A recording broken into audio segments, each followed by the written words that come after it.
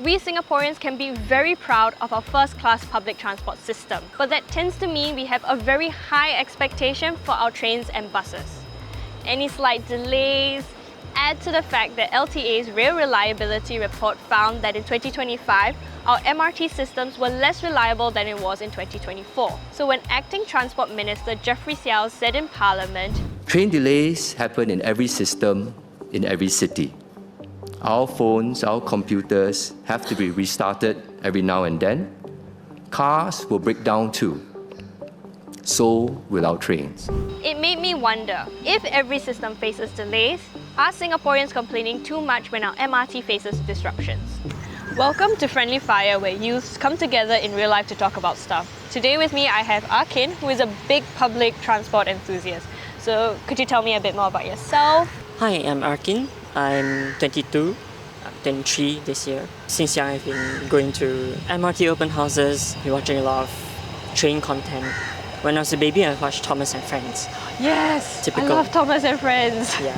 I still can name all of the engines, but anyway. Yeah, and also trains are cool. Do you have a favourite MRT line? For me, it's that little stop between Tanah and Changi. Oh, Yeah. okay. So, my first question to you is there anything to be enthusiastic about Singapore's public transport system? So Singapore's public transport is one of the best in the world. It's extensive, it's convenient, it's fairly clean, fairly efficient. If it's one of the best in the world, do you think then Singaporeans complain way too much? Because I came across this Reddit thread that basically said that our transport system isn't that world class as we like to think it is. Like, we gotta take ourselves down a notch. So it's an interesting question because a lot of it has to do with social media. There's been a lot of widespread reporting, right? Citizens can sort of self-report when an incident happens. And so that creates a sort of sensationalizing effect. But actually, compared to metro systems in other countries, places like New York or Paris or London, Singapore's MRT does experience far less disruptions. But I think for most Singaporeans, for us, New York and London and Paris are not places that we often travel to. So for us, it's more likely to be Japan or South Korea, or even Taiwan and Hong Kong. And those are places that do have better public transport than Singapore, especially in terms of reliability. So it's our lived experiences that give us a sense that, Singapore's MRT might not be performing up to the same standard as other metro systems in the region. Other than just we don't really say it's world class. Why do you think Singaporeans are so hard on our public transport system? Because like you said, it's one of the best in the world and it's so convenient as much as it can be. So there's a fundamental difference between Singapore's public transport system and those in Japan and South Korea, right? When people are forced to use something, they expect it to be of a high standard, right? And so that creates this extra high expectation for the MRT. So with this high expectations, do you sometimes think that the criticism is justified, especially because sometimes we get all those price increase in public transport as well? And think about the fact that Singapore is so small, but when we bring up countries like Japan, Taiwan, and Hong Kong, where their transport system is a much larger, catering to a much larger scale, do you think these criticisms are justified? Singapore is doing the best it can for the scale that we're at. I would actually disagree that Singapore is, we're not there yet. That's true. The Singapore MRT is bad. I think it's more of, there's room to improve. It's been deteriorating, and that's true. Right? Last year we recorded something like 29 disruptions. I think, and also rather than just the sheer number of disruptions, there's also the issue of transparency. A lot of smaller disruptions don't get reported. So for commuters, they're wondering, my train is not coming, but I'm not hearing any information. So there are shortcomings that, the criticisms that are leveled are valid. But a lot of the outrage has to do with the fact that also we are having, the quality is deteriorating, but at the same time the fares are increasing. As a big person into buses and trains, what would make our public transport system the best in the world? Because we're not there yet. So in your opinion, what needs to improve? You also mentioned transparency and all that. So what would you like to see in our public transport system to make it so much better? Singapore's public transport has, we have a lot of MRT lines stretching to various corners, right?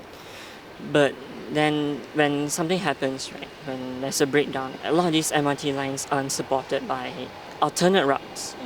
So if today the Northeast line were to go bust, right, which it did last night, a lot of people in Hougang and Punggol and Sengkang wouldn't have any other way to get into the city.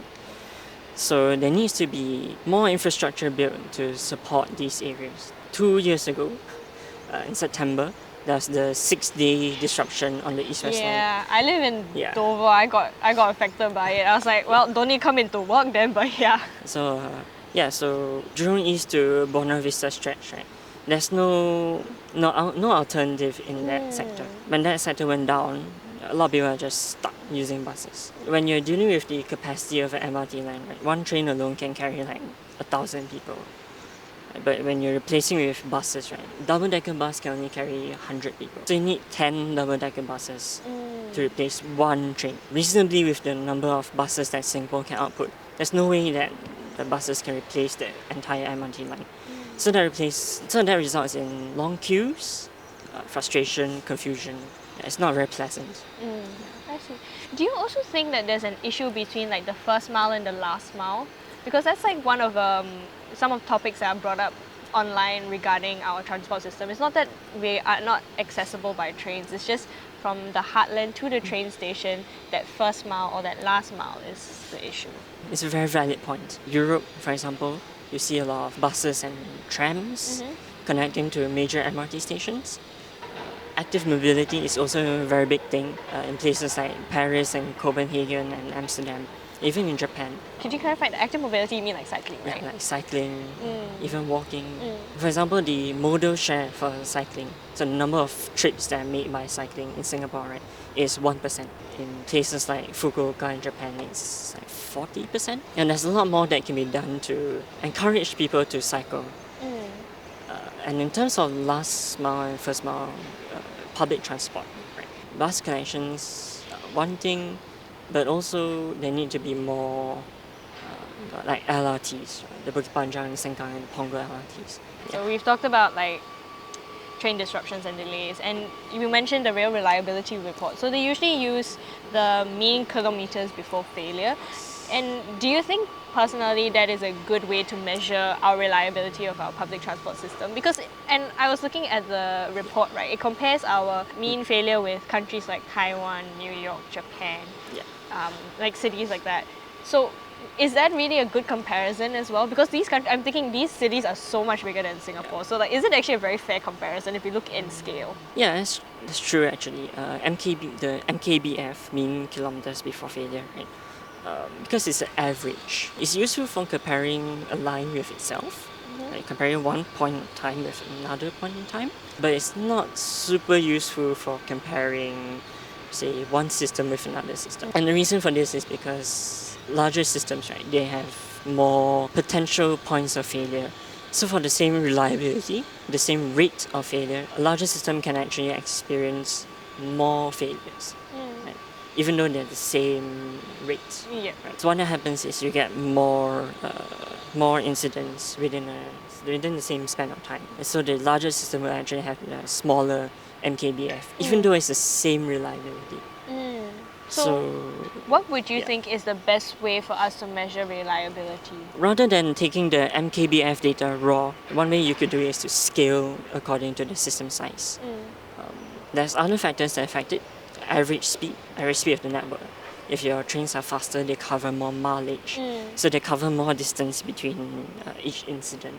Maybe it's like to sum up our whole discussion, what would you like to see in our public transport system? Like personally for me, I would love to have a night transport system where I don't have to rush for my last bus or last train, and like it's a bit more accessible at night where I don't have to always rely on like Grab or private hire cars. I think night transport is something that's sorely needed actually. As you know, Singapore's nightlife sector is it's not doing well, and night transport will really help. Night trains may not be super feasible because the Singapore MRT needs to be maintained at night.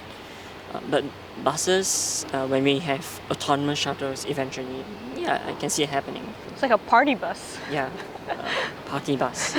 Yeah, I think a very pressing need for the Singapore MRT is actually express trains. They don't have to be like the same line, but if you have a parallel MRT line that's faster, yeah.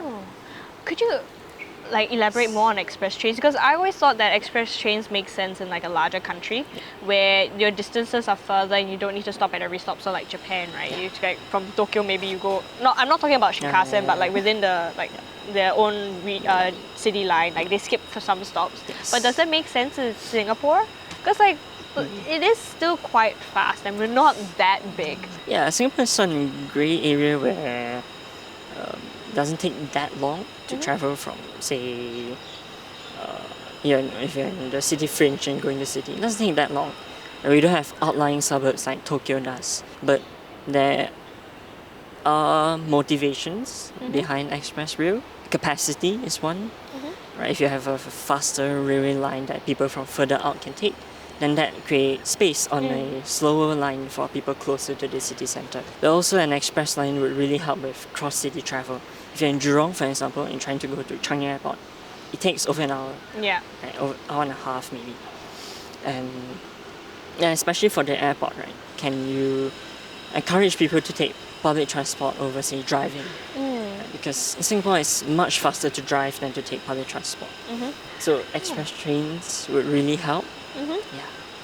So and like the KLIA where it's like an express train from like the airport straight into like Kuala Lumpur city. So we should get an express train from Changi Airport into like Orchard Road or Bugis where everyone is.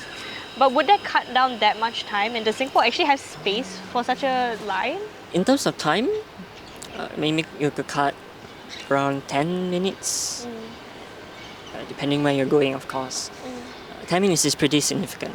In terms of space, in Singapore, right, MRT lines have to follow roads, right, because of land acquisition cost. So whether there's enough space depends on whether there's wide enough roads near an existing MRT line or along an existing route. So for example, the East-West line here, right, you could put it maybe like Sims Avenue on the other side. It could work. That's pretty interesting. I never thought about an express train. I always thought it's too small. We wouldn't need one. As someone who relies on the public transport system, I hope to see it improve and maintain because I need to take the train almost every day and I need the bus. I honestly enjoy taking the train sometimes. It's like one of the things I remember as like a hallmark of my childhood is just going on a train ride. Which sounds actually quite sad, but it's honestly really fun. What do you think? Can Singapore's public transport system do better or are we just too cynical about it? Let us know in the comments below and we'll see you for more Friendly Fire.